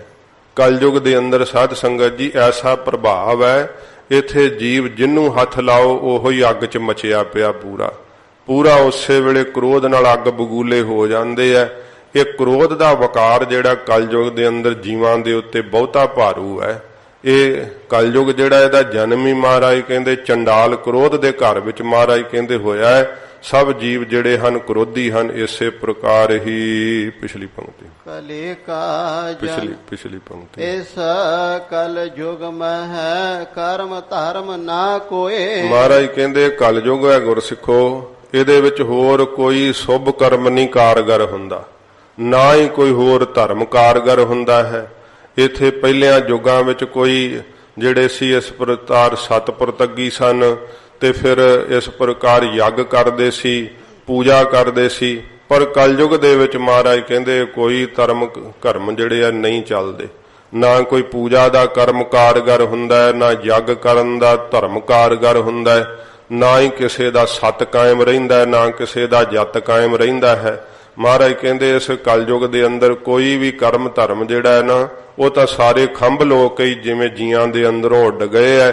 ਕਲਯੁਗ ਦੇ ਅੰਦਰ ਕੋਈ ਵੀ ਜੀਵ ਸ਼ੁਭ ਕਰਮ ਨਹੀਂ ਕਰਦੇ, ਚੰਗਾ ਧਰਮ ਨਹੀਂ ਆਪਣਾ ਕਮਾਉਂਦੇ। ਜਿਹੜਾ ਕਿਸੇ ਦਾ ਧਰਮ ਹੈ ਨਾ, ਇਹ ਸਤਿਗੁਰੂ ਜੀ ਦੇ ਘਰ ਦਾ ਅਸੂਲ ਹੈ ਕਿ ਮੁਸਲਮਾਨ ਪੱਕਾ ਮੁਸਲਮਾਨ ਬਣੇ, ਹਿੰਦੂ ਪੱਕਾ ਹਿੰਦੂ ਬਣੇ। ਅਸੀਂ ਇਹ ਨਹੀਂ ਕਿਸੇ ਨੂੰ ਕਹਿੰਦੇ ਕਿ ਆਪ ਦਾ ਧਰਮ ਛੱਡ ਦੇ ਤੂੰ, ਉਹਨਾਂ ਦੇ ਵਿੱਚ ਤਾਂ ਹੈ ਨਾ ਕਿ ਤੂੰ ਭਾਈ ਇਹਨੂੰ ਛੱਡ ਕੇ ਤੇ ਸ਼ਰ੍ਹਾ ਚ ਆ। ਮਹਾਰਾਜ ਕਹਿੰਦੇ ਜਿੱਥੇ ਵੀ ਹੋ ਤੁਸੀਂ ਉੱਥੇ ਹੀ ਰੱਬ ਨੂੰ ਪ੍ਰਾਪਤ ਕਰ ਸਕਦੇ ਹੋ। ਗੁਰੂ ਨਾਨਕ ਸਾਹਿਬ ਦੀ ਸਿੱਖੀ ਉੱਥੇ ਰਹਿ ਕੇ ਕਮਾ ਸਕਦੇ ਹੋ। ਤੇ ਇਹ ਸਤਿਗੁਰੂ ਜੀ ਨੇ, ਮਹਾਰਾਜ ਸਾਹਿਬ ਜੀ ਨੇ ਸਿੱਖੀ ਧਰਮ ਬਖਸ਼ਿਸ਼ ਕੀਤਾ ਹੈ। ਪਰ ਕੀ ਹੈ ਸਾਧ ਸੰਗਤ ਜੀ, ਹਰ ਕੋਈ ਆਪਣੇ ਧਰਮ ਦੀ ਮਰਿਆਦਾ ਇਹਨੂੰ ਲੰਘ ਗਿਆ ਹੈ। ਹਿੰਦੂ ਧਰਮ ਦੀ ਮਰਿਆਦਾ ਨੂੰ ਲੰਘ ਗਏ, ਮੁਸਲਮਾਨ ਆਪਣੇ ਧਰਮ ਦੀ ਮਰਿਆਦਾ ਨੂੰ ਲੰਘ ਗਏ। ਕਲਯੁਗ ਦਾ ਜ਼ੋਰ ਹੈ ਤੇ ਸਿੱਖ ਆਪਣੇ ਧਰਮ ਦੀ ਮਰਿਆਦਾ ਨੂੰ ਲੰਘ ਗਏ ਤੇ ਲੜਦੇ ਧਰਮ ਦੇ ਨਾਂ ਤੇ। ਧਰਮ ਕਿਤੋਂ ਖੰਭ ਲਾ ਕੇ ਉੱਡ ਗਿਆ ਹੈ, ਧਰਮ ਪੰਖ ਕਰ ਉੱਡ ਰਿਹਾ। ਕੂੜ ਅਮਾਵਸ ਸੱਚ ਚੰਦਰਮਾ ਦੀਸੈ ਨਾਹੀਂ ਕਿਹ ਚੜਿਆ, ਮਹਾਰਾਜ ਜੀ ਨੇ ਵਾਕ ਕਹੇ। ਹਾਲਤ ਤਾਂ ਇਹੋ ਜੀ ਹੈ, ਧਰਮ ਦਾ ਕੋਈ ਵੀ ਅੰਸ਼ ਕੋਲ ਨਹੀਂ, ਪਰ ਬੜੇ ਵੱਡੇ ਧਰਮੀ ਹੋਣ ਦਾ ਦਾਅਵਾ ਕਰਦੇ ਆ। ਬਹੁਤ ਜ਼ਿਆਦਾ ਅੰਦਰ ਕਰਪਟ ਹੈ, ਬਹੁਤ ਜ਼ਿਆਦਾ ਸਾਧ ਸੰਗਤ ਜੀ ਛਲੀਏ ਹਨ, ਪਰ ਸਭ ਤੋਂ ਧਰਮ ਦਾ ਉੱਚਾ ਅਹੁਦਾ ਉਹ ਪ੍ਰਾਪਤ ਕਰੀ ਬੈਠੇ ਤੇ ਕਹਿੰਦੇ ਅਸੀਂ ਰਹਿਨੁਮਾਈ ਦੇ ਰਹੇ ਹਾਂ। ਇਹ ਕਲਯੁਗ ਦਾ ਸਾਧ ਸੰਗਤ ਜੀ ਪ੍ਰਭਾਵ ਹੈ। ਜਿੰਨਾ ਜ਼ਿਆਦਾ ਕੁਕਰਮੀ ਤੇ ਪਾਪੀ ਓਨਾ ਜ਼ਿਆਦਾ ਵੱਡਾ ਲੀਡਰ ਬਣ ਜਾਂਦਾ ਹੈ। ਇਹ ਕਲਯੁਗ ਦਾ ਪ੍ਰਭਾਵ ਹੈ। ਸੱਚੇ ਪਾਤਸ਼ਾਹ ਜੀ ਮਹਾਰਾਜ ਨੇ ਕਲ ਕੇ ਲੱਖਣ ਇਹ ਵੀ ਬਾਚਨ ਕਹੇ ਆ, ਉੱਥੇ ਕਲਯੁਗ ਦੇ ਲੱਛਣ ਮਹਾਰਾਜ ਸਾਹਿਬ ਜੀ ਨੇ ਦੱਸੇ ਆ। ਤੋ ਸਤਿਗੁਰੂ ਜੀ ਕਹਿੰਦੇ ਕੋਈ ਵੀ ਧਰਮ ਕਰਮ ਹੋਰ ਜਿਹੜਾ ਹੈ ਨਾਮ ਤੋਂ ਬਿਨਾ ਇਸ ਕਲਯੁਗ ਦੇ ਅੰਦਰ ਨਹੀਂ। ਜੇ ਕੋਈ ਰੱਖੇ ਵੀ ਤੇ ਰਹਿੰਦਾ ਹੀ ਨਹੀਂ। ਨਾਮ ਤੋਂ ਬਿਨਾ ਕਹੇ ਕਿ ਮੈਂ ਧਰਮੀ ਆ, ਸਾਧ ਸੰਗਤ ਜੀ ਵਾਸ਼ਨਾ ਜਦੋਂ ਆਉਂਦੀ ਹੈ ਧਜੀਆਂ ਉਡਾ ਦਿੰਦੀ ਹੈ, ਸਭ ਧਰਮ ਲੰਘ ਜਾਂਦੇ ਆ। ਜਦੋਂ ਕ੍ਰੋਧ ਜਾਂ ਮੋਹ ਆ ਕੇ ਛਾਲਾਂ ਮਾਰਦੇ ਆ, ਵਕਾਰਾਂ 'ਚ ਜੀਵ ਰੁੜ ਜਾਂਦੇ ਆ ਤੇ ਕੋਈ ਵੀ ਸ਼ੁਭ ਕਰਮ ਕੋਲ ਰਹਿੰਦਾ ਹੀ ਨਹੀਂ। ਨਾਮ ਦੀ ਕਣੀ ਹੋਵੇਗੀ ਕੋਲ ਤਾਂ ਫਿਰ ਵਕਾਰਾਂ ਤੇ ਫਤਿਹ ਪਾਈ ਜਾ ਸਕਦੀ ਹੈ। ਮਹਾਰਾਜ ਕਹਿੰਦੇ ਕਲਯੁਗ ਦੇ ਵਿੱਚ ਤਾਂ ਨਾਮ ਦੀ ਸੋਭਾ ਹੈ ਗੁਰਸਿੱਖੋ, ਕੋਈ ਵੀ ਧਰਮ ਕਰਮ ਹੋਰ ਇਹਦੇ ਅੰਦਰ ਪੂਰਾ ਨਹੀਂ ਪੈਂਦਾ। ਕਲੇ ਕਾ ਜਨਮ ਚੰਡਾਲ ਕੈ ਘਰ ਹੋਏ। ਕਹਿੰਦੇ ਕਲਯੁਗ ਦਾ ਜਿਹੜਾ ਜਨਮ ਹੈ ਨਾ, ਇਹ ਸਮਝਣ ਵਾਸਤੇ ਸਾਧ ਸੰਗਤ ਜੀ ਕਹਿੰਦੇ ਜਿਹੜਾ ਕਲਯੁਗ ਦਾ ਜਨਮ ਇਹ ਸ਼ੂਦਰ ਦੇ ਘਰ ਵਿੱਚ ਹੋਣਾ ਸੀਗਾ। ਭਾਵ ਕਿ ਬਹੁਬਲਤਾ ਸ਼ੂਦਰ ਪੁਣੇ ਦੀ ਹੋਣੀ ਸੀ ਕਲਯੁਗ ਦੇ ਅੰਦਰ, ਕਿਉਂਕਿ ਜਿਹੜਾ ਸਤਯੁਗ ਸੀ ਨਾ ਉਹਦੇ ਅੰਦਰ ਬ੍ਰਾਹਮਣ ਧਰਮ ਦੀ ਬਹੁਬਲਤਾ ਸੀਗੀ, ਤੇ ਜਿਹੜਾ ਤ੍ਰੇਤਾ ਹੈ ਉਹਦੇ ਵਿੱਚ ਖੱਤਰੀ ਪੁਣੇ ਦੀ ਸਾਧ ਸੰਗਤ ਜੀ ਜਿਹੜੀ ਬਹੁਬਲਤਾ ਸੀਗੀ, ਤੇ ਦੁਆਪਰ ਦੇ ਅੰਦਰ ਵੈਸ਼ ਪੁਣੇ ਦੀ ਬਹੁਬਲਤਾ ਸੀਗੀ, ਤੇ ਕਲਯੁਗ ਦੇ ਅੰਦਰ ਸ਼ੂਦਰ ਪੁਣੇ ਦੀ ਹੋਣੀ ਸੀ ਪਰ ਚੰਡਾਲ ਪੁਣੇ ਦੀ ਹੋ ਗਈ। ਲੋਕ ਜਿਹੜੇ ਆ ਉਹ ਕ੍ਰੋਧ ਦੀ ਅੱਗ ਵਿੱਚ ਬਲਦੇ ਆ। ਇਹਦੇ ਤੇ ਇੱਕ ਸਾਖੀ ਵੀ ਪ੍ਰਮਾਣਿਕ ਸਾਖੀ ਹੈ, ਪੁਰਾਣਿਕ ਸਾਖੀ, ਉਹਦੇ ਨਾਲ ਸਮਝ ਪੈ ਜਾਂਦੀ ਹੈ। ਕਹਿੰਦੇ ਜਿਹੜਾ ਵਿਭਾਂਡਵ ਰਿਖੀ ਸੀ ਨਾ, ਇਹਨੂੰ ਇੱਕ ਵਾਰ ਨਿਰਦੋਸ਼ ਨੂੰ ਇਸ ਪ੍ਰਕਾਰ ਕਹਿੰਦੇ ਇਹਨੂੰ ਸਜ਼ਾ ਮਿਲੀ ਤੇ ਸੂਲੀ ਤੇ ਚਾੜ ਦਿੱਤਾ ਗਿਆ। ਜਦੋਂ ਕਹਿੰਦੇ ਧਰਮ ਰਾਜੇ ਦੇ ਕੋਲ ਗਿਆ, ਕਹਿਣ ਲੱਗਾ ਜਦੋਂ ਮੈਂ ਦੋਸ਼ ਕੋਈ ਨਹੀਂ ਕੀਤਾ, ਕੀ ਤੇਰਾ ਨਿਆਂ ਮੈਨੂੰ ਸੂਲੀ ਤੇ ਕਿਉਂ ਚਾੜਿਆ ਗਿਆ?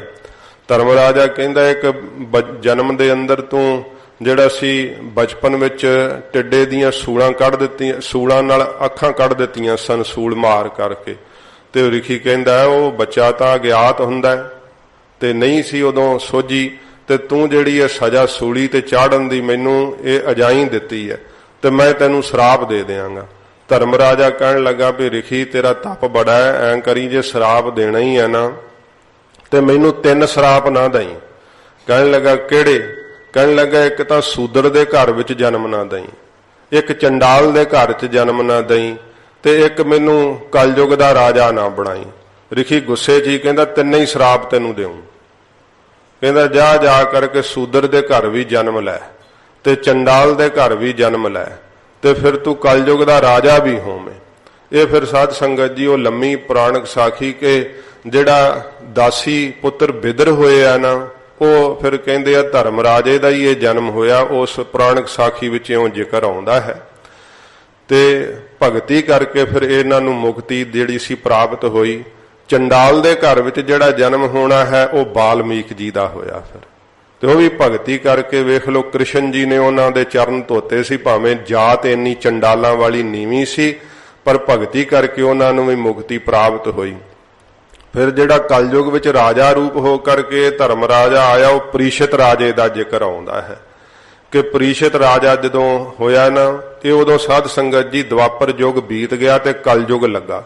ਕਹਿੰਦੇ ਪ੍ਰੀਸ਼ਿਤ ਰਾਜੇ ਨੇ ਕਲਯੁਗ ਨੂੰ ਮਾਰਨ ਦਾ ਯਤਨ ਕੀਤਾ ਤੇ ਕਲਯੁਗ ਨੇ ਫਿਰ ਕਿਹਾ ਕਿ ਰਾਜਨ ਮੈਨੂੰ ਮਾਰ ਨਹੀਂ ਸਕੋਗੇ, ਕਿਉਂਕਿ 3 ਯੁੱਗਾਂ ਤੋਂ ਬਾਅਦ ਮੇਰੀ ਵਾਰੀ ਆਉਂਦੀ ਹੈ, ਹੁਣ ਮੇਰੀ ਵਾਰੀ ਆ ਗਈ ਹੈ ਤੇ ਮੈਨੂੰ ਤੁਸੀਂ ਮਾਰ ਨਹੀਂ ਸਕਦੇ।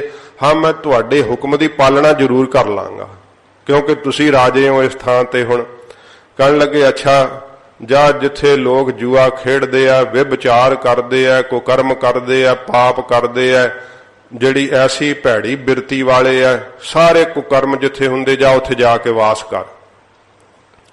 ਕਲਯੁਗ ਕਹਿਣ ਲੱਗਾ ਮਹਾਰਾਜ ਕਿਸੇ ਚੰਗੀ ਥਾਂ ਤੇ ਵੀ ਵਾਸਦੇ ਹੋਏ ਤੇ ਸਭ ਭੈੜੀਆਂ ਗੰਦੀਆਂ ਥਾਵਾਂ ਤੇ ਵਸਣ ਦਾ ਤੁਸੀਂ ਹੁਕਮ ਦੇਤਾ, ਕੋਈ ਚੰਗੀ ਥਾਂ ਤੇ ਵੀ ਵਾਸ ਦਿਓ।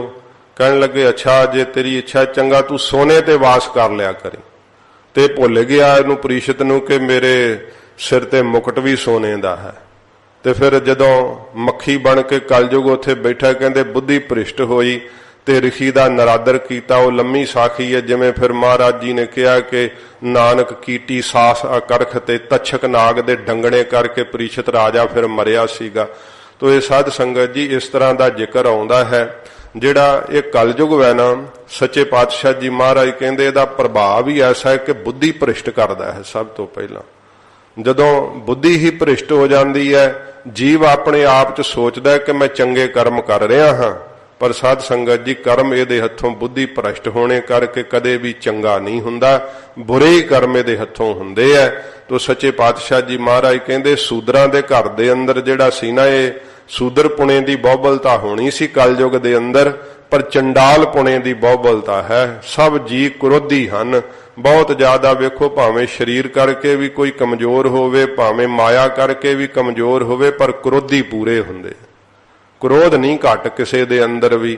ਇਉਂ ਮਹਾਰਾਜ ਕਹਿੰਦੇ ਹਨ ਕਲੀ ਕਾ ਜਨਮ ਚੰਡਾਲ ਕੈ ਕਰ ਹੋਏ। ਇਹ ਕਲਯੁਗ ਦਾ ਜਨਮ ਹੀ ਕਹਿੰਦੇ ਚੰਡਾਲ ਕ੍ਰੋਧ ਦੇ ਘਰ ਵਿੱਚ ਹੋਇਆ ਪਿਆ। ਕਲਯੁਗ ਦੇ ਲੋਕ ਸਾਰੇ ਕ੍ਰੋਧੀ ਹਨ ਤੇ ਧਰਮ ਕ੍ਰੋਧ ਕਰ ਹੋਤ ਵਿਭੰਗਾ। ਧਰਮ ਕਿੱਥੋਂ ਰਹਿਣਾ ਫਿਰ ਜਦੋਂ ਕ੍ਰੋਧ ਆ ਗਿਆ ਚਿੱਤ ਦੇ ਅੰਦਰ। ਇਸ ਤਰ੍ਹਾਂ ਮਹਾਰਾਜ ਕਹਿੰਦੇ ਜੀਆਂ ਦੀ ਬੁਰੀ ਹਾਲਤ ਵੈ। ਨਾਨਕ ਨਾਮ ਬਿਨਾ ਕੋ ਮੁਕਤ ਨਾ ਹੋਏ। ਨਾਮ ਤੋਂ ਬਿਨਾ ਸਤਿਗੁਰੂ ਜੀ ਕਹਿੰਦੇ ਕੌਣ ਹੈ ਜਿਹੜਾ ਕਲਯੁਗ ਚ ਮੁਕਤ ਹੋ ਸਕਦਾ ਹੈ? ਕੋਈ ਵੀ ਮੁਕਤ ਨਹੀਂ ਹੋ ਸਕਦਾ। ਨਾਮ ਨਾਲ ਹੀ ਕਲਯੁਗ ਦੇ ਅੰਦਰ ਮੁਕਤੀ ਹੈ ਤੇ ਨਾਮ ਦੇ ਦਾਤੇ ਕਲਯੁਗ ਦੇ ਅਵਤਾਰ ਗੁਰੂ ਨਾਨਕ ਸਾਹਿਬ ਸੱਚੇ ਪਾਤਸ਼ਾਹ ਜੀ ਮਹਾਰਾਜ ਹਨ। ਕੋਈ ਪੁੱਛਦੇ ਹੁੰਦੇ ਆ ਜੀ ਇਹ ਫਿਰ ਹੋਰ ਧਰਮ ਕਮਾ ਕੇ ਨਹੀਂ ਮੁਕਤੀ ਮਿਲਦੀ, ਤੁਸੀਂ ਆਪਣੇ ਸਿੱਖ ਧਰਮ ਤੋਂ ਬੜਾ ਕਹਿੰਦੇ ਆ ਕਿ ਸਿੱਧੀ ਮੁਕਤੀ ਮਿਲਦੀ ਹੈ। ਸਾਧ ਸੰਗਤ ਜੀ ਸਿੱਕਾ ਉਹਦਾ ਹੀ ਚੱਲਦਾ ਜਿਹਦਾ ਰਾਜ ਹੁੰਦਾ ਹੈ। ਕਲਯੁਗ ਦੇ ਰਾਜੇ ਗੁਰੂ ਨਾਨਕ ਸਾਹਿਬ ਜੀ ਮਹਾਰਾਜ ਹਨ। ਇੱਥੇ ਜਿਨ ਮੁਕਤੀ ਲੈਣੀ ਹੈ ਉਹ ਫਿਰ ਵਾਹਿਗੁਰੂ ਮੰਤਰ ਨਾਲ ਹੀ ਮੁਕਤੀ ਮਿਲਦੀ ਹੈ। ਸੱਚੇ ਪਾਤਸ਼ਾਹ ਜੀ ਮਹਾਰਾਜ ਕਹਿੰਦੇ ਨਾਮ ਤੋਂ ਬਿਨਾਂ ਭਾਈ ਕੋਈ ਮੁਕਤ ਨਹੀਂ ਹੋ ਸਕਦਾ। ਗੌੜੇ ਗੁਆਰੇ ਰੇ ਮਹੱਲਾ ਤੀਜਾ। ਤੋ ਸਾਧ ਸੰਗਤ ਜੀ 35 ਮਿੰਟ ਹੋ ਗਏ ਐ, ਤੋ 10 ਮਿੰਟ 'ਚ ਸ਼ਬਦ ਨਹੀਂ ਸੰਪੂਰਨ ਹੋਣਾ। ਤੋ ਸਤਿਗੁਰੂ ਪਾਤਸ਼ਾਹ ਜੀ ਮਹਾਰਾਜ ਕਿਰਪਾ ਕਰਨ ਇੱਥੇ ਆਪਾਂ ਸਮਾਪਤੀ ਕਰ ਦਈਏ, ਕਿਉਂਕਿ ਸਮਾਂ ਵੱਧ ਹੋ ਜਾਂਦਾ ਹੈ। ਮਾਫੀ ਬਖਸ਼ਣੀ। ਮਹਾਰਾਜ ਸੱਚੇ ਪਾਤਸ਼ਾਹ ਜੀ ਕਿਰਪਾ ਕਰਨ। ਕੱਲ ਨੂੰ ਆਪਾਂ ਸ਼ਬਦ ਅਗਲੇ ਦੀ ਕਥਾ ਜੋ ਹੈ ਸਰਵਣ ਕਰਾਂਗੇ। ਹੋਈਆਂ ਭੁੱਲਾਂ ਬਖਸ਼ ਲੈਣੀਆਂ ਜੀ। ਇਸ ਕਲ ਯੁਗ ਮਹਿ ਕਰਮ ਧਰਮ ਨਾ ਕੋਏ, ਕਲੀ ਕਾ ਜਨਮ ਚੰਡਾਲ ਕੈ ਘਰ ਹੋਏ। ਨਾਨਕ ਨਾਮ ਬਿਨਾ ਕੋ ਮੁਕਤ ਨਾ ਹੋਏ। ਵਾਹਿਗੁਰੂ ਜੀ ਕਾ ਖਾਲਸਾ, ਵਾਹਿਗੁਰੂ ਜੀ ਕੀ ਫਤਿਹ। ਹੇ ਅਚੁੱਤ ਹੈ ਪਾਰ ਬ੍ਰਹਮ, ਅਬਿਨਾਸੀ ਅਗਨਾਸ। ਹੇ ਪੂਰਨ ਹੈ ਸਰਬ ਮੈਂ, ਦੁਖ ਭੰਜਨ ਗੁਣ ਤਾਸ। ਹੇ ਸੰਗੀ ਹੈ ਨਿਰੰਕਾਰ, ਹੇ ਨਿਰਗੁਣ ਸਭ ਟੇਕ। ਹੇ ਗੋਬਿੰਦ ਹੈ ਗੁਣ ਨਿਦਾਨ, ਜਾ ਕੈ ਸਦਾ ਬਬੇਕ। ਹੇ ਅਪਰੰਪਰ ਹਰ ਹਰੇ, ਹਹ ਪੀ ਹੋਵਨ। ਹੇ ਸੰਤਹਿ ਕੈ ਸਦਾ ਸੰਗ, ਨਿਧਾਰਾ ਆਧਾਰ। ਹੇ ਠਾਕੁਰ ਹਉ ਦਾਸਰੋ, ਮੈਂ ਨਿਰਗੁਣ ਗੁਣ ਨਹੀਂ। ਨਾਨਕ ਦੀਜੈ ਨਾਮਦਾਨ, ਰਾਖੋ ਹੀਐ ਪਰੋਏ। ਆਏ ਪ੍ਰਭ ਸਰਣਾਗਤੀ, ਕਿਰਪਾ ਨਿਧ ਦਇਆਲ। ਏਕ ਅਖਰ ਹਰ ਮਨ ਬਸਤ, ਨਾਨਕ ਹੋਤ ਨਿਹਾਲ। ਵਾਹਿਗੁਰੂ ਨਾਮ ਜਹਾਜ ਹੈ, ਚੜ੍ਹੇ ਸੋ ਉਤਰੇ ਪਾਰ। ਜੋ ਸ਼ਰਧਾ ਕਰ ਸੇਵੰਦੇ, ਗੁਰ ਪਾਰ ਉਤਾਰਨ ਹਾਰ। ਕਥਾ ਨਿਤਾ ਪ੍ਰਤ ਹੋਤ ਹੈ, ਸੁਨਹੁ ਸੋ ਸਿੰਘ ਸੁਜਾਨ। ਨਾਨਕ ਗੁਰੂ ਗੋਬਿੰਦ ਸਿੰਘ ਜੀ, ਸਦਾ ਕਰੈ ਕਲਿਆਣ। ਨਾਨਕ ਗੁਰੂ ਗੋਬਿੰਦ ਸਿੰਘ ਜੀ, ਸਦਾ ਕਰੈ ਕਲਿਆਣ। ਵਾਹਿਗੁਰੂ ਜੀ ਕਾ ਖਾਲਸਾ, ਵਾਹਿਗੁਰੂ ਜੀ ਕੀ ਫਤਿਹ। ਗਾਜ ਕੇ ਜੈਕਾਰਾ ਗਜਾਵੇ, ਸੋ ਨਿਹਾਲ ਹੋਵੇ। ਸਤਿ ਸ਼੍ਰੀ ਅਕਾਲ। ਗੁਰਬਾਰ ਅਕਾਲ ਦੇਗ ਤੇਗ ਫਤਿਹ। ਗੁਰੂ ਪੰਥ ਖਾਲਸੇ ਦੇ ਚੜ੍ਹਦੇ ਕਲਾ। ਸਜ